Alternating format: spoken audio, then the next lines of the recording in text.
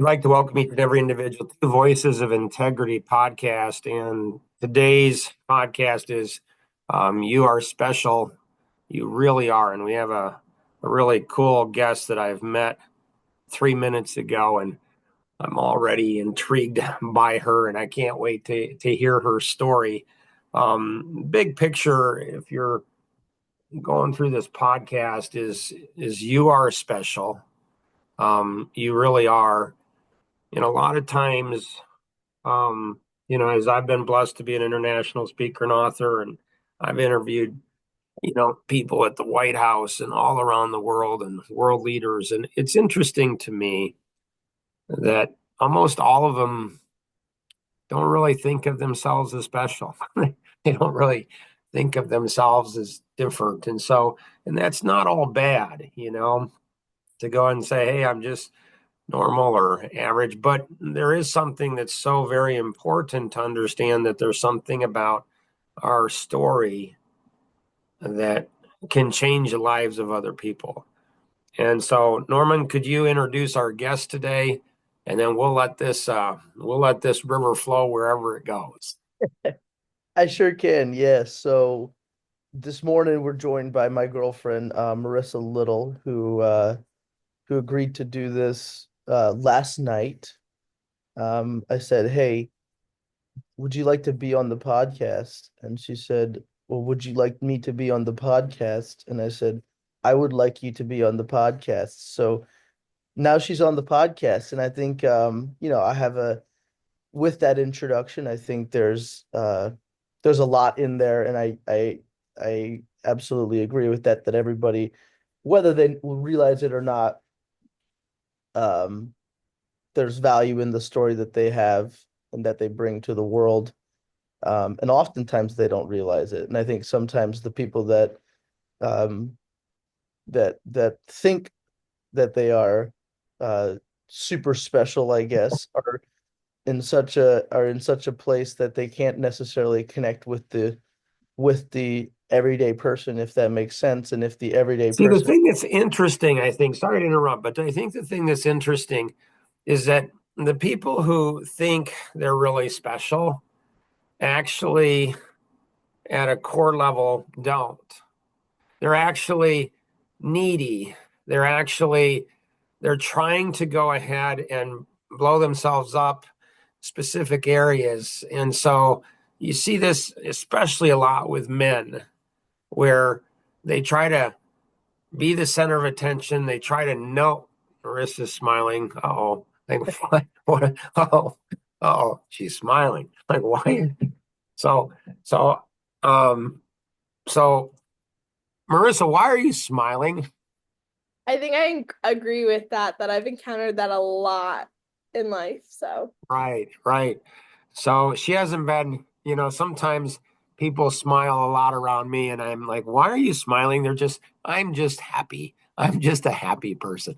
But men, it's like so if you're one of those people, if you're one of those people that, and it's weird because men don't realize it. I think they don't realize on how they're trying to overcompensate for some type of inadequacy, and they don't realize everybody around them, by and large, knows, that they're just little boys trying to get attention. Um, and so I agree with Norman. And it's like, how do we help people? That goes into something bigger beyond this podcast, even. And how do you help people see things they're not seeing? Sorry to interrupt, Norman. Keep going with your train of thought. oh, all good. See, sorry, where was yeah, I think to sort of kick it off, I guess this is one of the things that I was thinking is I obviously have a bias towards her. Obviously, this is my girlfriend, and I think her story in particular is actually um one that I think she for a long time didn't realize is going to be able to help people. And we don't have to get into all of the details of that, but there is quite a lot that I've learned from her personally and being around her that have affected me. you know, in many ways. And I think it's important for I think it's important for other people probably to hear some of that. And yeah, so and What's she's also someone who's very creative and very she has a blog, she puts stuff out into the world. So I think she's starting to really realize that her work and her story do have meaning, and I think that it is actually manifesting itself now really in a really cool way. And so I'll, yeah. we did when I first met her, actually, I think I put this in an email. I One of the first things we did, or one of the first things I did, is I handed her the phone on Life GPS and had her Oh, do the personality test. I just said I had no context, just gave it to her and said, do this. And then I put down basically what I thought she would be, just from knowing her for like what, a week or something like that, Yeah, maybe 2 weeks. no, a week probably. Yeah, and I was very close to being spot on with in terms of the numbers and all that, but I'm I'm nice. I'm curious. I don't know if we want to reveal that or if we want to wait until the end of the podcast and you guess, and you're probably going to be spot on anyway. So, Well, I think what we ought to do is first find a little bit out about Marissa. So, Marissa, share with us if you could, you know, uh, not too long ago, you were a little girl. And so you can start anywhere in your story about your family, your interests or hobbies or challenges or just anything, anywhere you'd like to go with it. Oh gosh, okay. That's very open-ended. It is. I grew up I mean, I still am an only child, but so I grew up just me and my parents. I'll say that I definitely have a lot of thoughts on that structure, that I think that how people perceive only children versus what the actual experience is aren't always the same. So Um, now I have a question for you. Are, are you a bit sassy? oh, yeah. Okay. All right. Not that I'm stereotyping only children. I'm not doing that. I'm just saying you seem a bit sassy and you seem like people often tease me. They tease and taunt me. Most people feign in ignorance and they're like, what? Like I don't and I'm not saying I'm easy to tease and taunt. I'm just like, so what's some of this? I'm just curious, like, what's some of the stereotypes of like an only child? Well, I think the number one thing that I perceive is that people meet me and immediately assume, like, oh, so you're spoiled.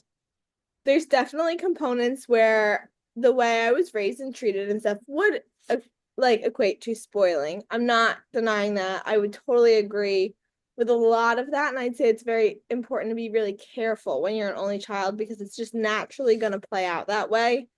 Um, but because people view that as like, oh, well, you got spoiled, they miss a lot of the flip side of my go-to example is if you get in trouble, you're in trouble. There's no one coming that's going to take the heat off of you. No younger sibling does something that your parents go, that wasn't that bad. We're going to have to focus on this one. Like it is on you and it doesn't change. So, um, I think that that's missed. There's a lot of like a bond and a companionship with siblings that like your parents, something's going on with them. You don't have anybody else that intimately at that age understands what you're dealing with, what you're going through.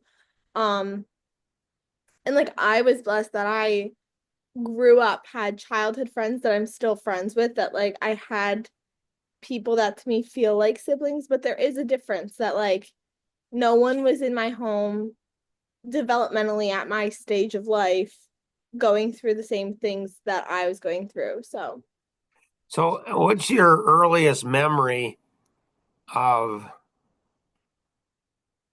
where you looked at looking back? You didn't at the time, but looking back, you said, "I think I probably looked at situations in a different way than maybe normal people. Do you know what age that was?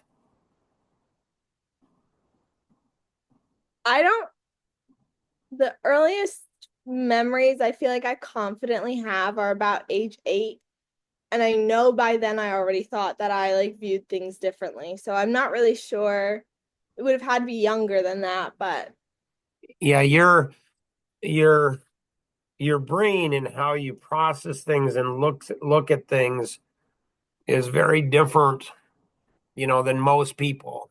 Like you look at things from one angle, and then you look at another angle, and then you look at another angle, then you look at another angle, and you're like, "Oh, I can see all these different angles. Like which mixture do I want to go with?" So I like that. That's very cool. It's interesting. Sorry to interrupt. Go ahead. that's good. All right, so that was kind of being raised as an only child. I guess that's a good summary. I was always a very, very bubbly kid, really just found a lot of delight and joy in life. And then as I got older, that definitely dwindled with expectations to be met. And in school, for me, my ADHD made a lot of things more of a struggle. So I was a very smart kid and I knew I was smart, but I still would struggle to make that show. And so in high Why school, was that? it just would be now when I was younger, it wasn't the case as much, Right. but I got upper middle school and definitely into high school, it was just there'd be little things. My best example, I did dual enroll college classes starting when I was 15. And so when I was 15, I went in and it was my first time ever having a syllabus. And I didn't know what a syllabus was or what to do with it. So I walk into class one day and they were like, okay, today's the midterm. And I was like, oh, okay. I had no idea it was the midterm, hadn't studied a lick. Came out of it okay. Like it wasn't great, but then I had to work my butt off the rest of the year to get a B in the class, whereas I would have had an A easily if I had studied at all. So, Right. yeah.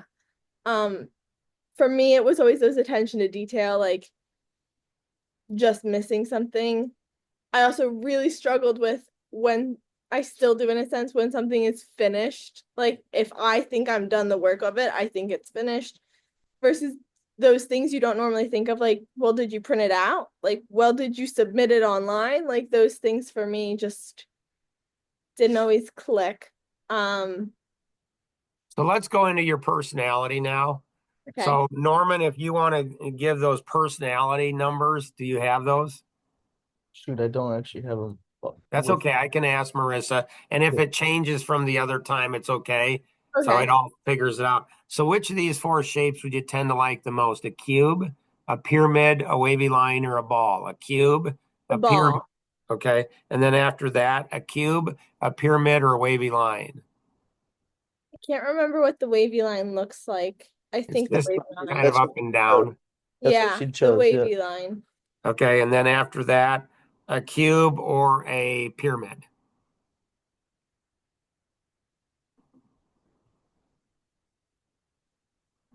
I think a pyramid. I'm not Okay. sure. Is that Okay. what it's for? And then which of these four things would cause you the most frustration in any area of your life? Things not being done properly in order, out of control, boring or not fun, or conflict with others. Again, out of order, out of control, boring or not fun, or conflict. Conflict. And then after that, out of order, boring or not fun, or out of order, out of control, or boring or not fun. Out of control. And then after that, out of order or boring No. or not. Gotcha. All right. So based on this, you test out as a double amiable personality. So the same type of personality as my wife. Um, there's some nuances that are very intriguing though. And so This is, by the way, um, when I told Jason this, he said the same thing. He's like, "Oh, she's like Rosanna." yeah, Yeah, I gotta go pull the nose real quick. but she's got a little bit more forward or a little more social. Like Rosanna's sassiness is underneath, Mhm. where Marissa's, she's going to be a little bit more, out there with like a little more like Melissa. So it's kind of like Rosanna and Melissa, like it's an interesting blend. So based on this, one of your greatest strengths would be your concern, compassion for people. Yeah. And That's one of your weaknesses might be your concern, compassion for people. yeah.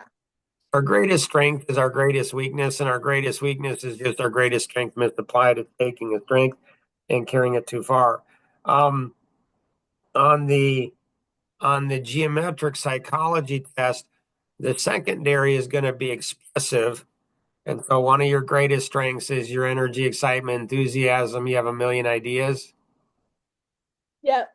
And one of your weaknesses, is your energy, excitement, enthusiasm. You have a million ideas.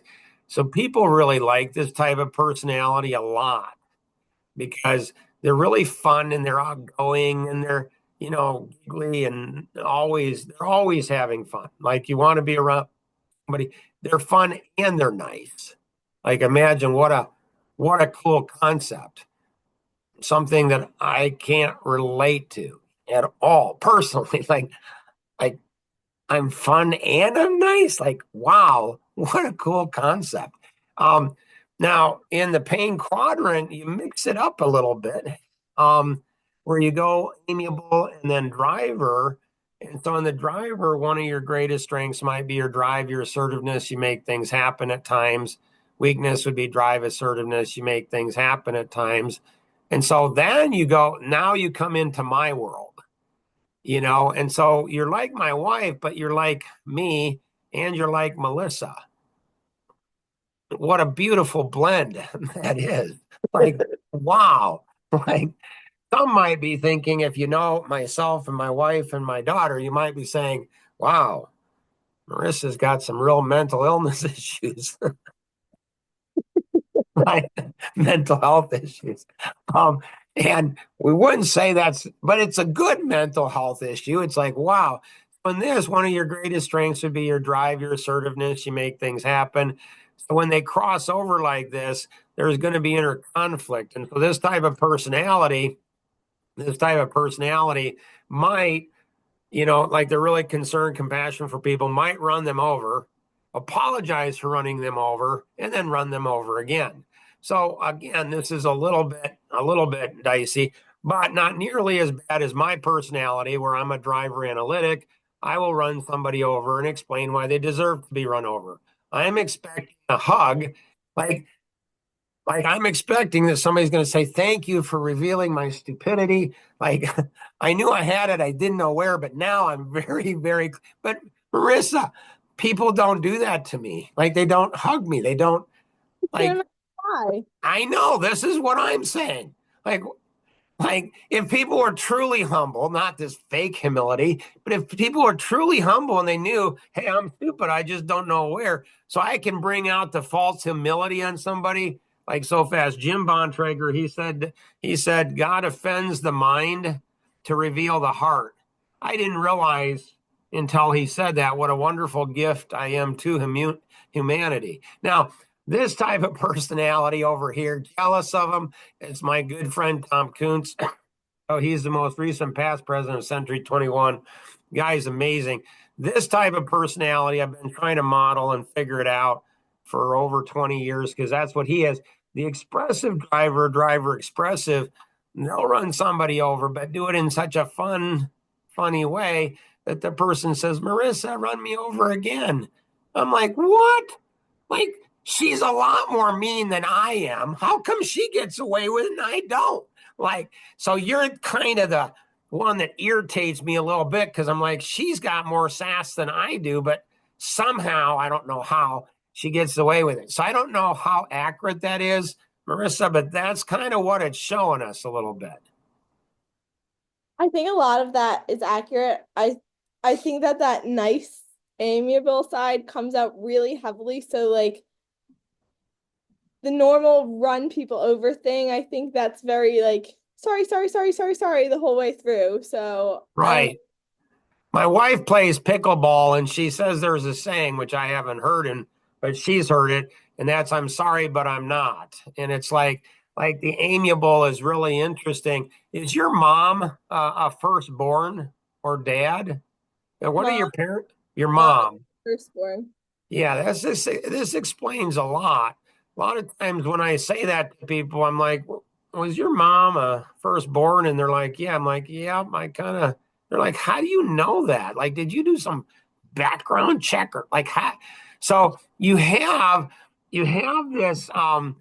this intriguing analytic about you too, but it doesn't show up in the test. So often with women, when a woman tests out, it doesn't test out as analytic, but she has this analytic in her. Often her mom is going to be pretty analytic, and often firstborn are going to be analytic. And so often the mom tries to re engineer the daughter and says, I've got a wild one here. I better get her under control. Not in your situation, of course. I'm just saying this can happen. And so a parent will often, a father to a son or a mother to a daughter, they can re-engineer that that personality, which is just a fascinating, a separate podcast in and of itself. Um, Interesting. Now, is there anything else, Marissa? This is not gonna be done in one podcast. You're gonna, I think, be a regular guest on this. Well, have your own channel maybe or something. Do you Co-host, go ahead? co-host, Yeah, right. Right? That would be, keep us in. yeah, that's a good idea. Like right there, that's a good idea. So Marissa, is there anything else that you would like to share about yourself or about life or Yeah, I guess I think that for me, a lot of like really hard things hit in the college age years for me. And honestly, coming out of college, I was in a really bad spot mentally.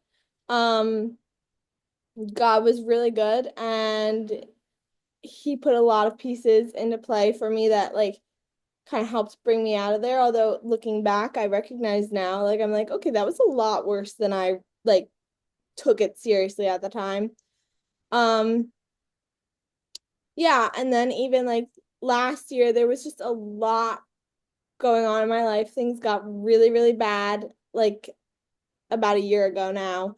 Um, and I kind of like almost had like a snapping point where I was like, I don't like I can't do it if this is what life is. Like I can't do this. And that kind of just really forced me into like running to God and figuring out like, well, then what is the point and purpose? And I've definitely seen like since that happened, that like turning point has just changed a lot of how I live, what I care about, what I do with my time, who I have in my life. And that's I think where when Norman said I'm getting more comfortable with like using my story, that was kind of for me the turning point where I'm like, no, I can't just keep this inside or do nothing with this. Like this matters. So yeah. oh, you don't realize this, but you're teasing me right now and taunting me. I'm like, yeah, we gotta get it. So, I'm sure Melissa probably told you that my dad is a woman whisperer. I'm sure she said that. She's famous for saying that. Like my dad's a woman whisperer. Like he's just one of the girls. Like he's just one of the girls. Like yeah, I could tell you some. I mean, with four daughters, uh, the things that I went through as a dad, the trauma that those four, man, we ought to have like this. See, you're just like all the other women in my life. Like when I talk about trauma, all the women laugh. I'm like, this is not acceptable. You're not supposed to be laughing when I'm going through trauma. This is not, it's like Like when women go through trauma, I don't laugh, but when I go through trauma, all these women around me are laughing. I'm like, why are you laughing at my trauma? Sorry, go ahead. I think it's what you were categorizing as trauma, like having four daughters, that was traumatic. That made me giggle. I think no, I'm not gonna say anything. Right? Like Norman's like, there's a rule, and that is when one guy's drowning, all the other guys let him drown. Just let him drown. Just let him drown. All right, Women won't do that. I'm not gonna let you drown. There's something traumatic about raising four daughters. Right? I mean, you got some sisters, so you like, wow, like Oh, I'm yeah. this, like, I don't know. Like, it's interesting. We'll close with this. I was talking with Alvin Miller, who's the owner of Mercantile, and I think he's like 82, 83, been married for 61 years. And we were talking about the book Love and Respect. She's reading that book right now. Okay. Okay. And so personally, Marissa, I don't think women want love. You think You they know, want attention? they want attention. They want attention. They just like they want attention. It's crazy. Like the stories I could tell you. I think you might be one that I might feel safe with you where I could go ahead and share my trauma. Like that would be a whole series, like a whole series of trauma. Mark, let all the trauma out about the daughters and granddaughters. The granddaughters, there's six of them. And anyways, Mark, I so won't laugh if you decide to do that. what's that? I won't laugh if you decide to do that. Really? I'll do my best, at least not on camera. Like, um, yeah, okay, we'll see. Game on. Like that would be cool. So I think, like I was talking, we were kind of like my wife and I, we've been married 40 years. His wife and him have been married 61 years. And so I said, I wonder if God gave the command of men loving your wife because it's the hardest thing the man will ever face in his life.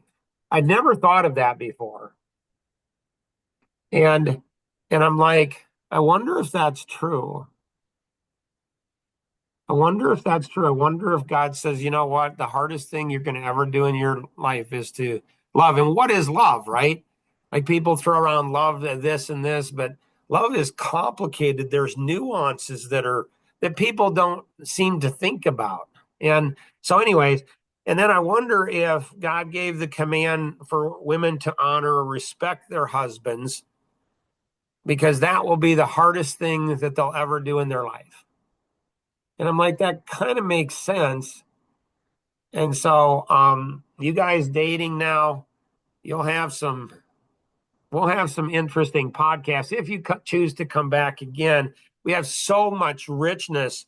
The trauma one with me, like that would be, there's, so, oh my goodness, you can just tell, like this poor guy. And because, I really don't, for me personally, I don't drink and I don't do any type of drugs. And I don't really believe in medication for me, not for other, but for me, I don't do any medication. My kids have said for years, they've said, Dad, you're not bipolar, you're quad or quinpolar. You're off the charts. And so somehow I've got to figure out mentally, like, how do I process, the hurt and the trauma and the stuff. And so with a young woman, like there's a podcast out there, Voices of Integrity for Young Women, and I could see us having some really interesting, honest conversations about young women and about what's happening in the world and what the world is, I think, pressing young women into, and how there's so much deception, delusion. It's not easy. I mean, it's hard being a young woman. So if you're listening to the rebroadcast of this, definitely share this with others. always remember we can accomplish so much more together than we ever could on our own. Norman and Marissa, great to have you both on today. Have an amazing day. Bye bye. Thank you.